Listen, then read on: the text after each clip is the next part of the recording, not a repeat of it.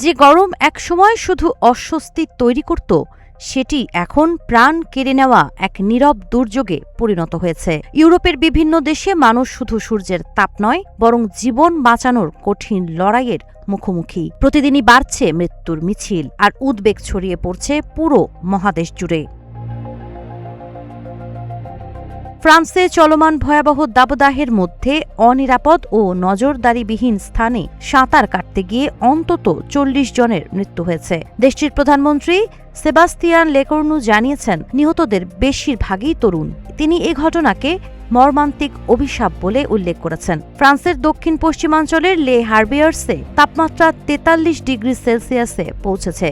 দক্ষিণ পূর্বাঞ্চলে একটি গাড়ির ভেতর থেকে ২ ও ৪ বছর বয়সী ২ শিশুকে অচেতন অবস্থায় উদ্ধার করা হলেও দৃঢ় বন্ধনের আস্থায় শক্তিশালী স্টিলের আরেকটি নাম জেডএসআরএম। শেষ পর্যন্ত তাদের বাঁচানো যায়নি। এছাড়া বোর্দো অঞ্চলে তীব্র গরমজনিত কারণে কয়েকজন প্রবীণও প্রাণ হারিয়েছেন।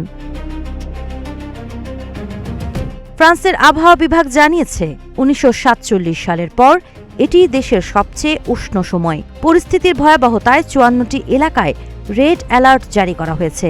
অনেক স্কুল আগেভাগেই ছুটি ঘোষণা করেছে। এমনকি প্যারিসের লুভর মিউজিয়াম ও আইফেল টাওয়ারও নির্ধারিত সময়ের ২ ঘণ্টা আগে বন্ধ করার সিদ্ধান্ত নিয়েছে। শুধু ফ্রান্স নয়, যুক্তরাজ্য ও স্পেনেও তাপমাত্রা অতীতের রেকর্ড ভাঙছে। স্পেনের সান সেবাস্তিয়ানে তাপমাত্রা ৪০ ডিগ্রি সেলসিয়াসে পৌঁছেছে, আর যুক্তরাজ্যে নতুন তাপমাত্রার রেকর্ড গড়ার আশঙ্কা করা হচ্ছে। ইতালির ১৫টি শহরে সর্বোচ্চ সতর্কতা জারি করা হয়েছে।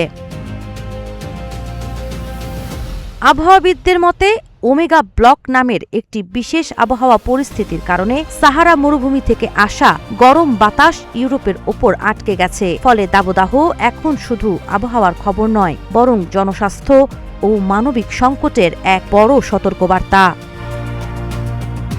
সাবা খান, নাগরিক প্রতিদিন।